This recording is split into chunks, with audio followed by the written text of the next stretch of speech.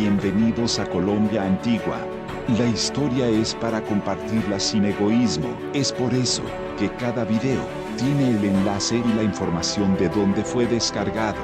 Esperamos que los videos y la información sean útiles para usted.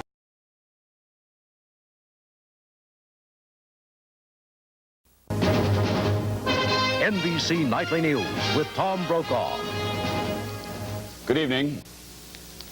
In Miami today, 2 detectives were arrested on charges of shooting up the home of a drug dealer cooperating with federal authorities. Today's arrest came as 7 other Miami officers went on trial accused of ripping off other cocaine dealers and for dealing drugs themselves. Miami is one of the principal branch offices for what can be called Cocaine Inc., a huge international business run by a relatively small band of smugglers operating out of Colombia. As NBC's Brian Ross reports tonight, this cocaine cartel, in many ways, is as sophisticated as a Fortune 500 company. Noontime in Miami. Downtown, office workers are at lunch. In the neighborhoods, first graders are on the playground. And on television, Nina has just told Cliff that she loves him. But also at this hour in Miami, on a shortwave radio band that most radios cannot pick up, the coded instructions from South America are coming in from a transmitter in Medellin, Colombia, for members of the world's largest cocaine smuggling organization.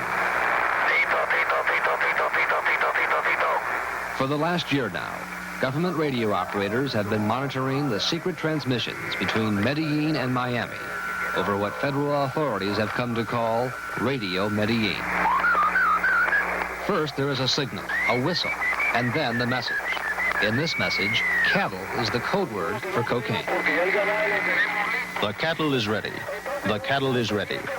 Not to worry, there is not one problem. At 8 o'clock, 8 for the first one. Radio Medellin sends out orders to dozens of Colombians who have been sent to Miami to work in the cocaine business, almost like foreign intelligence agents. Federal authorities say they discovered this man from Colombia handling large amounts of suspected drug money, and he is now under indictment. He and his family were found living quietly in a modest home with 2 cars and a well-kept lawn, one of dozens of Colombians federal authorities say have infiltrated the Miami area on orders from Colombia. They have a manual on how to fit into a community to make sure that they're not uncovered. United States Attorney Leon Kellner says the men from Medellin know just how to set up a cover for their cocaine business. Hire a gardener to make sure that the gardening is done. Hire a family to make sure it looks like somebody is living there.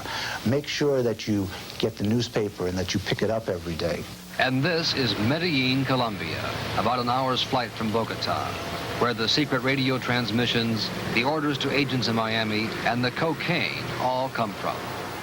This city is the headquarters of what American authorities have now identified as the Medellin cartel, a small group of men that in the last few years has formed a near monopoly on the processing and sale of cocaine, according to American officials, controlling as much as 80% of the world's supply. This is the Envigado section of Medellin, a place where outsiders are not welcome. It is here that the cocaine bosses meet to buy up the crops of coca leaves, to import the chemicals from Europe needed to process the cocaine. And it is here, somewhere, according to American authorities, that the top 3 men of the Medellin cartel, all fugitives, hide out and operate. They are Carlos Lader, 37, described by federal authorities as a psychopathic killer who has aligned the cartel with Colombia's M19 terrorists. Pablo Escobar, 36, under indictment in Miami for his role in setting up cocaine bases in Nicaragua, described as Colombia's wealthiest man. Jorge Ochoa, 37, caught in Spain earlier this year, but freed, and now in hiding in Colombia after allegedly bribing a Colombian magistrate to fix his case. Federal authorities say these 3 men now run an organization more violent and at least as powerful as the American mafia. American authorities say it was the Medellin cartel that ordered the murder of 9 Colombian Supreme Court justices and the Attorney General, the murder of a key federal witness in Baton Rouge, Louisiana, and the murders in Miami of dozens of rival drug bosses. Are there places where they're more powerful than the government? Unfortunately, I think that may be true. Richard Gregory, one of the country's leading federal narcotics prosecutors, is now tracking the move by the Medellin cartel of its cocaine labs deep into the Colombian jungle.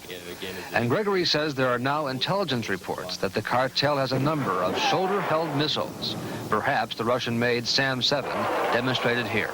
You're talking about a business that probably makes a couple of $1 billion a year, $50,000 weapon or a couple of them that would ensure the protection of their laboratories. Doesn't surprise me at all. There was a cartel formed to control the production of oil, OPEC, another cartel for diamonds. And now here in Medellin, there is a new cartel for cocaine. And it seems to be able to murder, corrupt, and to operate just about anywhere it chooses to. Brian Ross, NBC News, Medellin, Colombia.